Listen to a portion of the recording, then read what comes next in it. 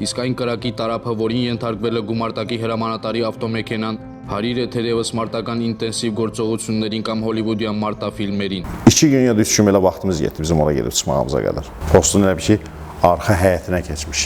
Orada tərtibləndik, bizə də tapşırıq verilmişdi maksimum, yəni azı 3 nəfər olsun da, 3-ün üstünə bacarırsız olsun, amma 3 nəfər mütləq lazımdır. Onda bizdə də rabitə əlaqəsi vardı, rabitə əlaqəsi saxlayırıq. Yuxarı rəhbərlərlə onlar nədir, biz onu eləyirik.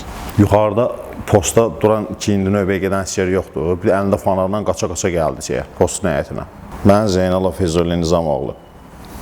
Lerik rayonu Ravut kəndindən adam olmuşam. 1987-ci ilin noyabr ayının 27-sində. 1994-cü ilin, 94-95-ci illərin bu aralarda da 8 nömrəli məktəbin məzun olmuşam. Yəni ilkin olaraq məktəbim oradan başlayıb 4 il təhsil almışam mən. Onu həmişə deyirəm. Yaşam tərzidir, dəyişib, axır ki, gəlib nəysə. Əsgərlik dövrümüz gəldi, belə deyim də, əsgərliyimdən danışım, öz həyatım danışım, düzdürmü? Əsgərlik həyatına da başlamışam mən xüsusi təyinatlı qüvvələrin tədris taborundan. Əsgərliyim oradan başlayıb. 2006-cı ildə mən orada əsgərliyə artıq başladım. 6-7 ayın əsgər olardım belə. Mən xüsusi təyinatlı qüvvələr kursuna seçildim. Yəni öz istəyimlə. Doğrudan da öz istəyimlə. Valideynlərim də xəbər olmadı. Mən artıq kursu, belə deyim də,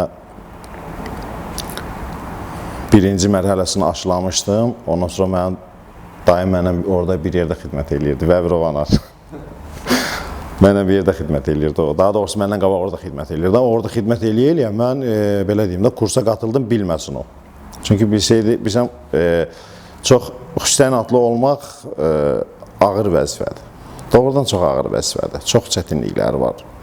Hər anını, hər saniyəsini, belə deyim də, düşünmədən həyatını, yəni ölmə vermək deməkdir xüsusi təyinatlı olmaq. Bu da nəyin uğruna? Öz uğruna yox. Vətən, millət. Yəni, Azərbaycan bizim evimizdir. Bizim evimizdir. Bizim evimizin qapısını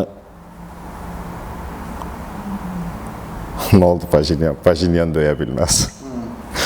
Ki, bizim kimi xüsusi təyinatlı qüvvələr var. Və orada, belə deyim də,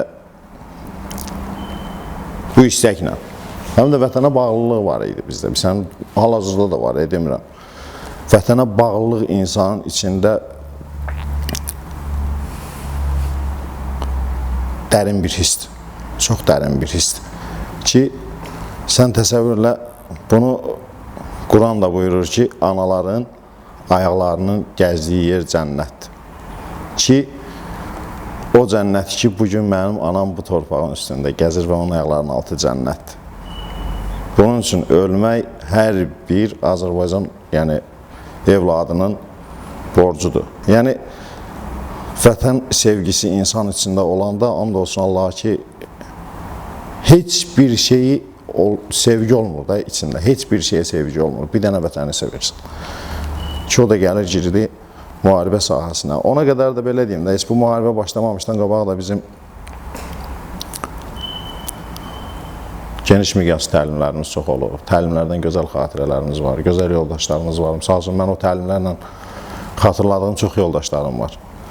Ki, çox gözəl, xoş xatirələrimiz olub. Və mən orada qardaş dediyim uşaqlar var ki, mən həmişə müharibə sahəsinə girəndə ilk onlardan başlayıram. Nə üçün ilk onlardan başlayıram? Çünki o sahənin qurbanlarıdır o insanlar. Onlara qurban olun, mən and olsun Allaha. Yəni, çox toxunucudur, and olsun Allaha toxunucudur. İnsana canından şirin şey yoxdur. And olsun Allaha ki, yəni canından şirin şey yoxdur. O şirinliyi dadmadan da dadmırsan. Başarsan, düşünmürsən ki, mən yaşayaram, yaşamaram. Yəni.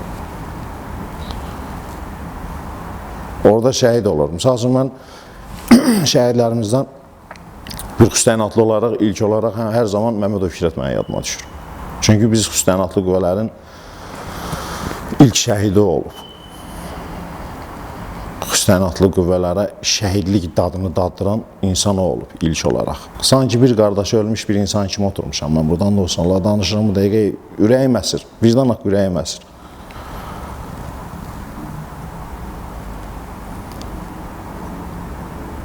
Məmmədov işlədi, şəhid olmağı idi. Bizə qəhrəmanlığı öyrədən və bizi daha da dərin yetişdirmək. Başa düşürsən, o qisas hissi biraz daha da yanğında oldu içimizdəki. Niyə bizim Məmmədov Fikrət kimi qardaşımıza düşmən gülləsi deyil? Ondan sonra çalışın müharibə deyəndə öz qrup yoldaşım Abdurrahmanov Elvin yadıma düşür. Canavar kimi oğlandı, and olsun Allah, canavar kimi oğlan idi. O sanki doğuşdan adam xüsusiyyətli də olmuşdu. Niyə?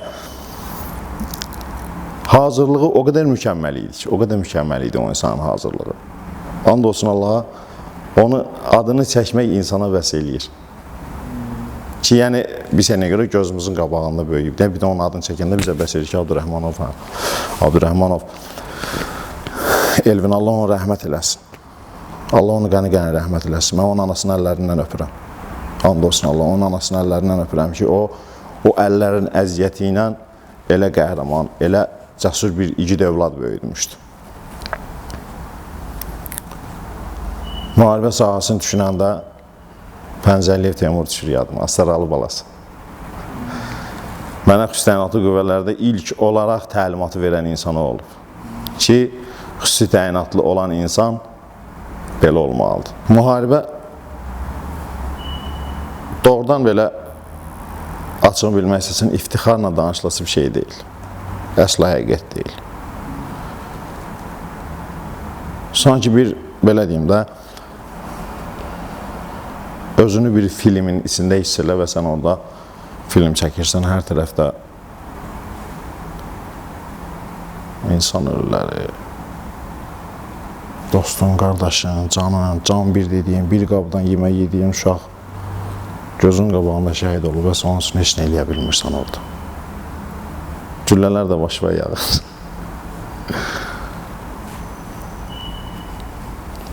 Hər zaman belə şeyləri xatırlayanda mən ilk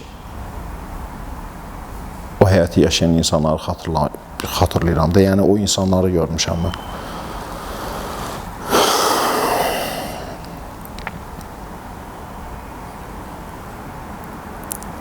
Cəfərov Ramiz var idi. O da Talış balasıdır.